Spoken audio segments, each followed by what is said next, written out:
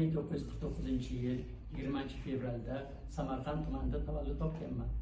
Men yoshligimdan san'atga bo'lgan ishtiyoqim bo'lganligi sababli Samarqand davlat musiqa bilim yurtining xalq cholg'uchilar bo'limi hujjat ixtisosi bo'yicha o'qishni tugatib, yana o'qishni davom qilish uchun Tojikiston san'at instituti xalq cholg'uchilar bo'limi hujjat ixtisosi bo'yicha o'qishni muvaffaqiyatli tugatdim. Shundan so'ng Samarqand viloyatida ish faoliyatim boshlandi. 26 son bolalar musiqa maktabida, universitetda, xalq cholg'uchilar bo'limida, hozirgi vaqtda esa birinchi son shahar musiqa san'at maktabida o'qituvchi hamda xalq cholg'u asboblar bo'limi boshlig'i bo'lib faoliyat ko'rsatib kelmoqdaman.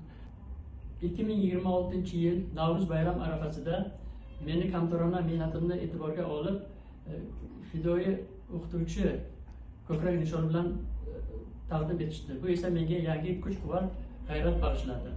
Hozirgi vaqtda men birinchi son bolalar musiqa san'at maktabida faoliyat ko'rsatib, yangi avlodlarga musiqa sirlarini o'rgatib kelmoqdaman. Shundan e'tiboranki, o'qituvchilarga yangi O'zbekistonda e'tibor kattaligi davlat berib turibdi.